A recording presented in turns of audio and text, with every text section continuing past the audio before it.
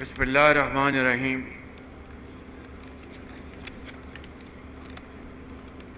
انتہائی قابل احترام امیر جمعیت علماء اسلام حضرت مولانا فضل الرحمان صاحب، گورنر کے پی حاجی غلام علی صاحب، وزیر مواصلات مولانا اسد محمود صاحب، وفاقی وزرائے کرام، صوبائی وزرائے کرام، چیف سیکرٹری آئی جی کے پی، وفاقی سیکرٹریز،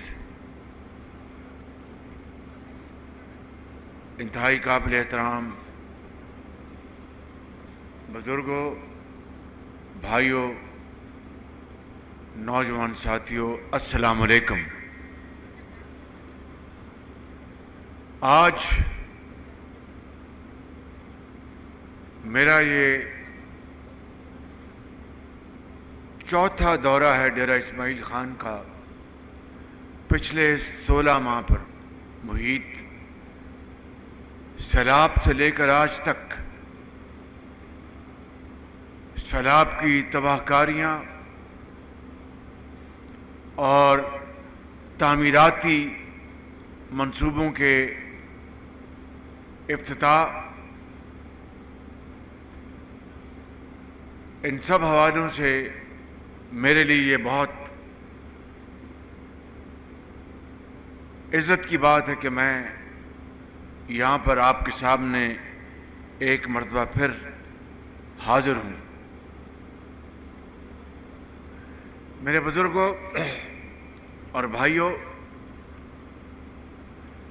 اس 15-16 ماہ کی قلیل مدت میں جو تاریخ کے مشکل ترین چیلنجز ہمیں ورثے میں ملے وہ آپ جانتے ہیں، اور جس کو کہتے ہیں کہ سر مڑاتے اولے پڑے۔ جب 11 اپریل 2022 کو جب میں نے اپنا حلف اٹھایا اپنی ذمہ داری کا، تو مجھے احساس تھا کہ حالات بہت مشکل ہیں، لیکن اس کا اندازہ نہیں تھا کہ حالات حد درجہ تباہ کن ہیں۔ جو ہی ہم نے اقتدار سنبھالا تو پاکستان کی تاریخ کا سب سے بڑا تباہ کن سیلاب آیا، جس سے کہ پورے ملک میں 3 کروڑ 30 لاکھ افراد متاثر ہوئے۔ صوبہ سندھ میں، بلوچستان میں، کے پی میں، اسی جگہ پر ڈیرہ اسماعیل خان میں اور دوسرے علاقوں میں۔ اور الحمدللہ اللہ تعالیٰ کا یہ جتنا بھی میں شکر ادا کروں کم ہے کہ مجھے اس نے ہمت اور توفیق دی کہ میں تقریباً ہر جگہ چپا چپا پہنچا، اور مخلوط حکومت کے ساتھ مل کر ہم نے 100 ارب روپیہ سے زیادہ وفاق سے فنڈز ان متاثرہ خاندانوں کے لیے مہیا کیے، اور صوبوں نے اس میں بھرپور حصہ ڈالا۔ مگر آج بھی اگر آپ مجھ سے پوچھیں کہ کیا سیلاب زدگان کا حق ادا ہو گیا، تو میرا جواب ہے کہ بدقسمتی سے نہیں۔ اس کی وجہ یہ ہے کہ وسائل کی شدید قلت، ایک طرف سیلاب، دوسری طرف مہنگا تیل، اس کی اربوں ڈالر سے اس کی امپورٹس، تیسری طرف مہنگائی، چوتھی طرف IMF کا جو معاہدہ پچھلی حکومت نے توڑا، दहशत गर्दी और सियासी अफरा-तफरी, ये वो चैलेंजेस थे कि जिसका मैंने अपने पूरे सियासी कैरियर में इसका मैंने ना कभी सामना किया, ना कभी सोचा।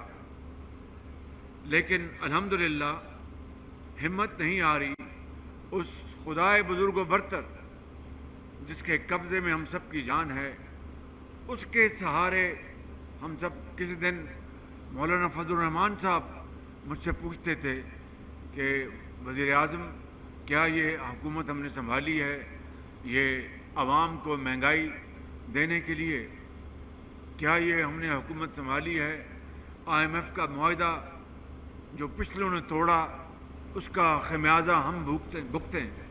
और इस तरह दर्जा बदर्जा बाकी ज़ोमा ने, चाहे वो पीपल्स पार्टी है, ख़ुद मेरे कायद मियाँ नवाज शरीफ, सब इस बारे में आवाम के हवाले से परेशान थे कि क्या बनेगा, हमने ये हुकूमत संभाली है। तो मेरा जवाब ये था, कल भी था, आज भी और कल भी यही जवाब होगा कि पिछली हुकूमत इमरान नियाज़ी की, उसने अपनी सियासत चमकाने के लिए रियासत को कुर्बान करने में कोई कसर नहीं छोड़ी। जिनकी चीदा चीदा निशानदही मैंने अभी की है, और हमने तमाम मखलूत हुकूमत के ज़ुमा ने, मौलाना फजल रहमान साहब ने, आसिफ ज़रदारी, बिलावल भुट्टो साहब ने, MQM के डॉक्टर सदीकी साहब ने और सरदार खालिद मक्शी साहब ने, मैंगल साहब ने, ANP एमल वली खान उनकी पार्टी ने, सब ने मिलकर, इसमें क्यू लीग शामिल है, खुद मेरी अपनी पार्टी शामिल है, मिलकर ये फैसला किया कि हम सियासत कुर्बान कर देंगे, रियासत को बचाएंगे। मेरे बुजुर्गों, भाइयों और नौजवान साथियों, यही वो फैसला था जिसकी खातिर फिर हम डट गए और हमने कहा कि रियासत को हमने बचाना है। खुदा ना खास्ता रियासत को नुकसान पहुंचा तो कहाँ की सियासत, कहाँ की वजारत और कहाँ की वजारत उज़्मा। उसके लिए हमने बड़ी कीमत अदा की है, लेकिन हमारे कदम डगमगाए नहीं। हमने अल्लाह ताला की ज़ात पर पूरा तवक्कल रखा, तो फिर आहिस्ता आहिस्ता दिन फिरने शुरू हो गए। मिसाल के तौर पर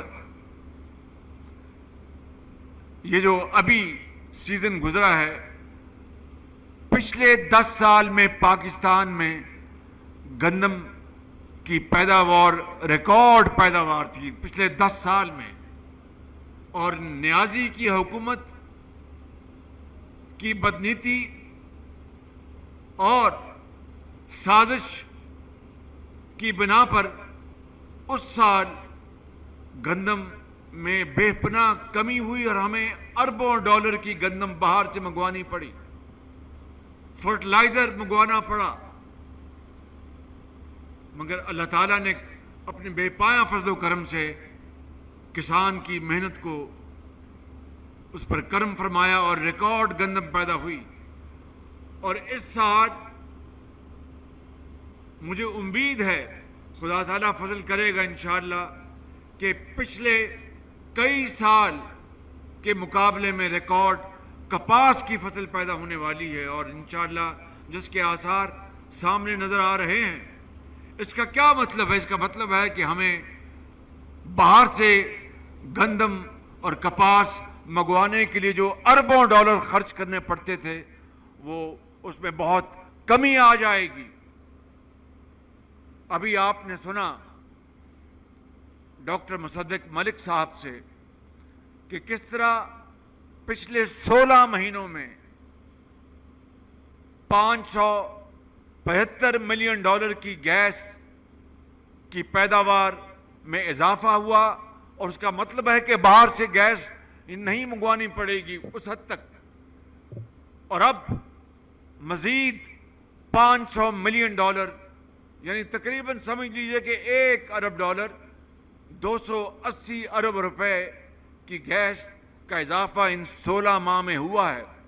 اس کے باوجود کہ سازشیں اپنے زوروں پر تھیں، اس کے باوجود کہ 9 مئی کا سانحہ ہوا، اس کے باوجود کہ IMF سے دن رات ہمیں ان سے معاہدہ کرنے کے لیے تمام پاپڑ پیلنے پڑے، اس کے باوجود کہ عمران نیازی کی انتشار پسندی اور ملک دشمنی نے پاکستان کے اندر کاروبار اور سرمایہ کاری کو تقریباً جامد کر دیا تھا، اس کے باوجود کہ ہمارے مالی وسائل انتہائی محدود ہو چکے تھے، لیکن اس سے بڑا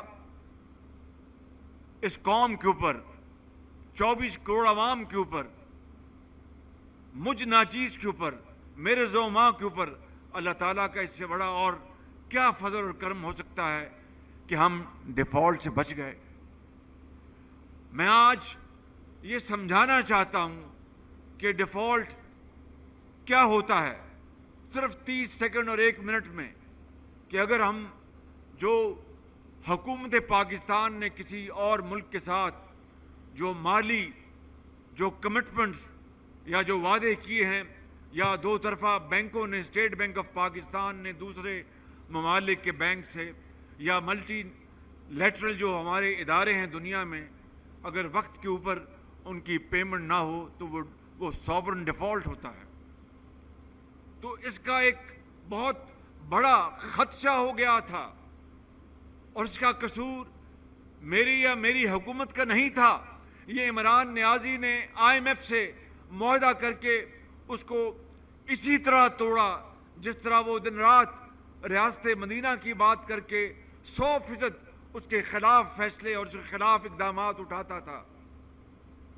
اور پھر اگر خدا نہ خواستہ یہ ڈیفالٹ ہو جاتا تو کیا ہوتا؟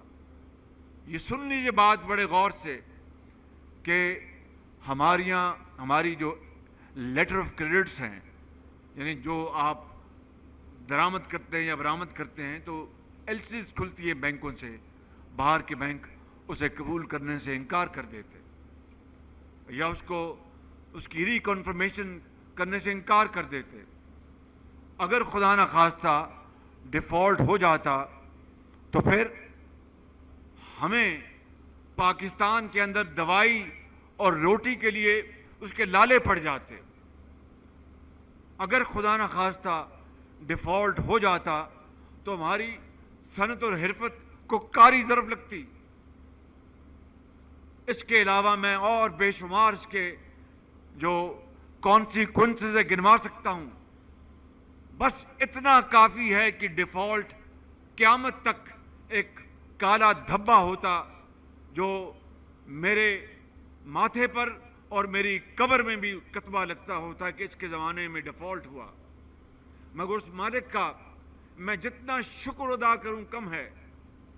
میں تمام عمر بھر جو میری باقی ہے میں سجدہ ریز بھی ہوں تو اس کا شکر نہیں ادا کر سکتا کہ اللہ تعالیٰ نے کمال مہربانی سے پاکستان کو ڈیفالٹ سے بچایا. اور اس میں یہ میری اکیلے کی نہیں، یہ پوری ٹیم کی یہ کارکردگی، ان کی محنت، دن رات محنت ہے، جس کے بدلے میں یہ خدا نے پاکستان کو بچایا. اور آج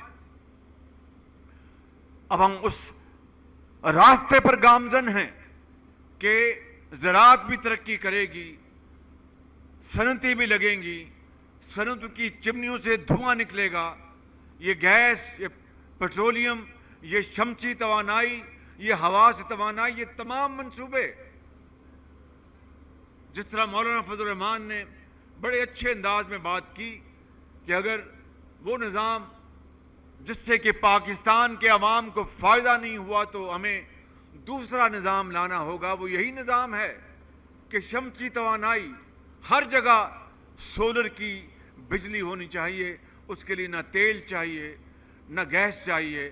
خدا تعالیٰ نے اس ملک کو بہت شاندار سورج دیا ہے جو بلوچستان کے پہاڑوں پر چمکتا ہے, جو پنجاب کے میدانوں میں چمکتا ہے, اور ہوا کے بے شمار کوریڈورز ہیں, پن بجلی کے اتنے بڑے ذخیرے ہیں.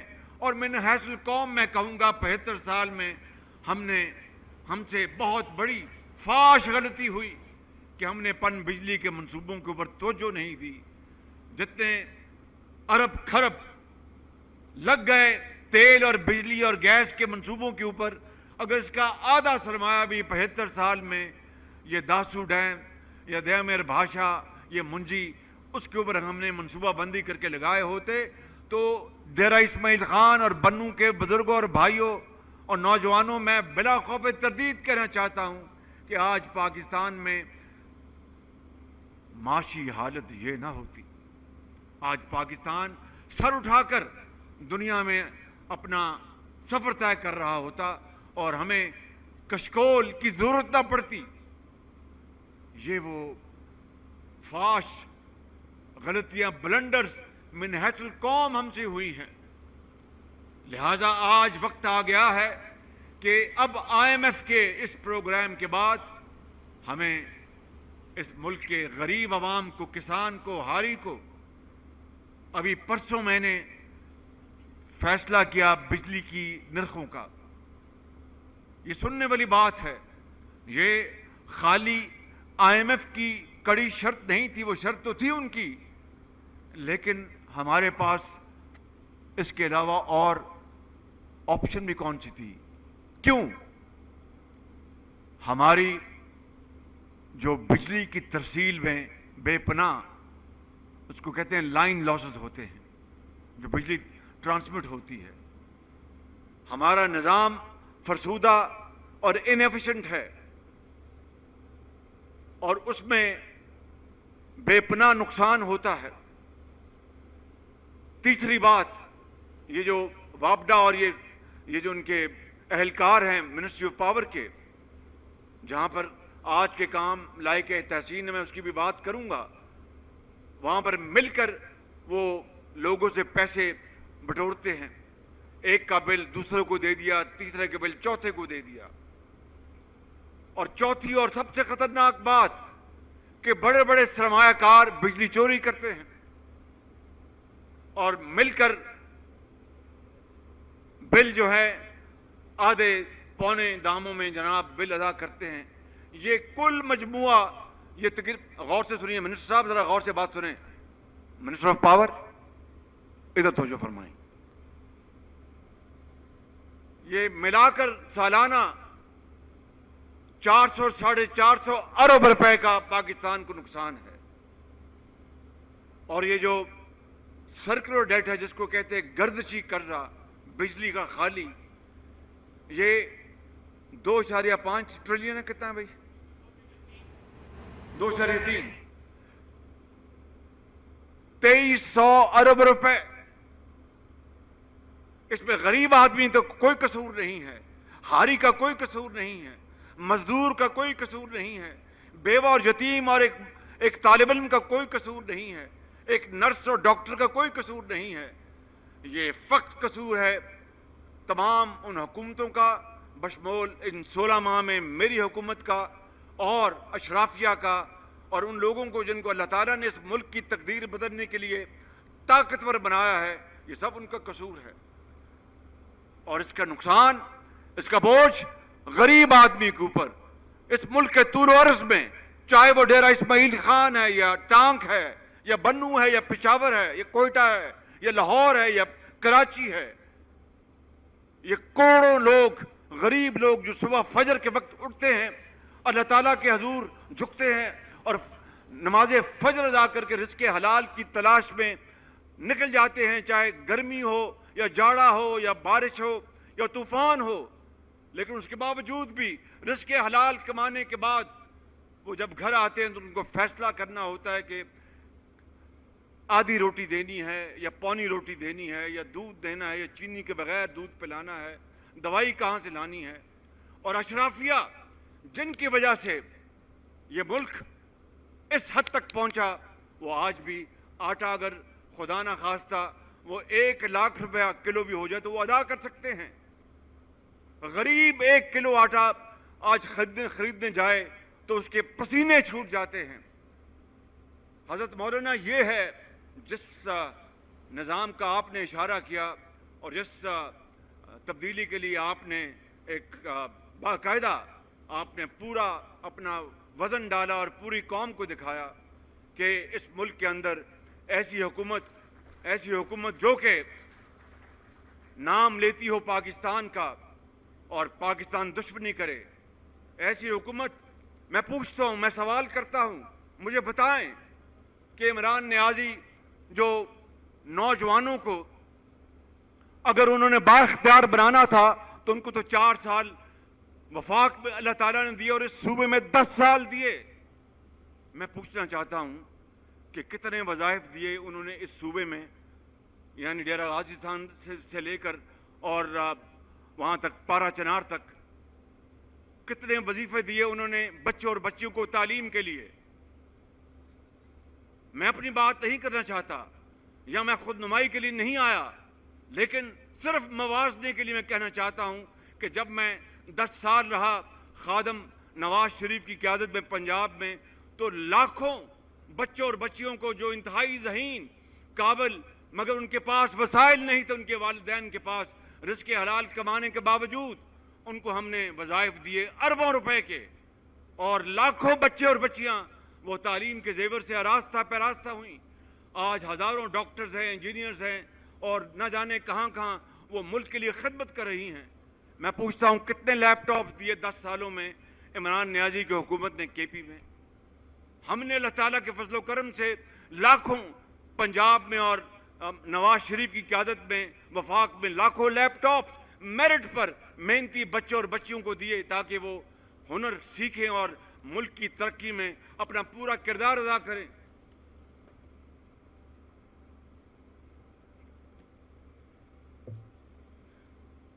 مجھے بتایا گیا ہے کہ موسم کی خرابی ہے تو میں اپنی بات میں ذرا سکیڑ لیتا ہوں. میں سب سے پہلے یہ جو گلدستہ ہے سڑکات کا اور پلوں کا جو کہ جال بچھایا جا رہا ہے جائے گا ہمارا بستی جو ہمارے جو ایشیا کے راستے ہیں ان کو کنیکٹ کرے گا، اس کے لیے میں مولانا اسد کو مبارکباد پیش کرتا ہوں. یہ نوجوان ہیں، بہت محنتی آدمی ہے، اور ساتھ ان کے جو سیکرٹری ہیں کیپٹن ان کو مبارکباد پیش کرتا ہوں. اور بٹانی کا جو کنواں ہے گیس کا اس کی تلاش میں اس کی محنت جو کی گئی، میں اس کے لیے جناب ایم او ایس ڈاکٹر مصدق اور کیپٹن محمود کو مبارکباد پیش کرتا ہوں. انہوں نے ایک بڑا کام کیا ہے اور بجلی کا جو ٹرانسمیشن لائن جو یہاں سے جائے گی ذوب تک وہ مکمل ہو چکی، لیکن وہاں پر آگے تاخیر ہوئی کیونکہ وہاں پر جگہ نہیں ملی. وہ اب انشاءاللہ وہ بھی مکمل ہوگا. اس کے لیے میں minister water and power Khurram Dastgir اور سیکرٹری لنگڑیال کو مبارکباد پیش کرتا ہوں. لیکن یہ کام آٹے میں نمک کے برابر ہے. اگر اس قوم کی حالت بدلنی ہے تو کشکول توڑنا ہوگا، اور کشکول ایسے نہیں ٹوٹے گا. وہ جو شہنشاہی اخراجات جو ہیں، جو ملک کے اندر کرپشن ہے، جو میں نے جس کا ابھی کچھ چیزوں کا ذکر کیا ہے، اس کا جب تک خاتمہ نہیں ہوگا اور پوری قوم مل کر آگے نہیں بڑھے گی ملک ترقی نہیں کر سکتا. لیکن الحمدللہ وقت آ گیا ہے، اب ہم نے ایک نیا جامع منصوبہ بنایا ہے، اس کی بنیاد رکھ دی ہے SIFC کی، جس کو میں معاشی ریوائول پروگرام کہتا ہوں، جس میں سر فہرست زراعت ہے، معدنیات ہیں. اربوں کھربوں ڈالر کے معدنیات ہیں پاکستان میں، مگر ایک دھیلے کی عام آدمی کو اس کا فائدہ نہیں پہنچا. فیسیں ہم نے بھر دی وکلاء کی اربوں روپے، لیکن جو رب تعالیٰ نے زمین میں ہمیں جو دولت دی ہے وہ اتنی ہے کہ ہمیں کسی اور چیز کی حاجت نہیں رہے گی. لہٰذا ان تمام چیزوں کو، اس نظام کو ٹھیک کرنے کے لیے اللہ تعالیٰ کے فضل و کرم سے ایک نظام بن چکا ہے جس کا آغاز ہو چکا ہے. اس میں پوری حکومت شامل ہے, اس میں وفاق کی حکومت شامل ہے, چاروں صوبوں کی حکومتیں شامل ہیں, ہمارا جو دفاعی ادارہ اس کی سپہ سالار اس میں شامل ہیں, اور مل کر دن رات اس کے اوپر کام کیا جا رہا ہے. اور میں آپ کو یقین دلاتا ہوں کہ اگلے الیکشن کے نتیجے میں جو بھی حکومت مارج وجود میں آئے گی, اس ملک کا نقشہ بدلنے کے لیے ہم سب کو مل کر کام کرنا ہوگا. اور اگر ہمیں موقع دیا اللہ تعالیٰ نے, مولانا فضل الرحمان ہمارے بہت ہی محترم امیر ہیں, میاں نواز شریف سے ان کا بھائیوں جیسا تعلق ہے, لیکن تعلق ان سے میرا تھا جو کہ بڑھ کر پر میاں نواز شریف صاحب سے بنا. میں ان کا, میاں نواز شریف بہت احترام کرتے ہیں, اور انشاءاللہ مل کر ہم اس ملک کی تقدیر بدلیں گے اللہ تعالیٰ کے فضل و کرم سے. شبانہ روز محنت کر کے, قربانیوں سے ہم انشاءاللہ اس ملک کو بنائیں گے عظیم. میں آخر میں آپ سب کا بہت شکریہ ادا کرتا ہوں. اللہ تعالیٰ ہم سب کا حامی ناصر ہو. میرے ساتھ ایک نعرہ لگائیں, پاکستان, پاکستان, قائد اعظم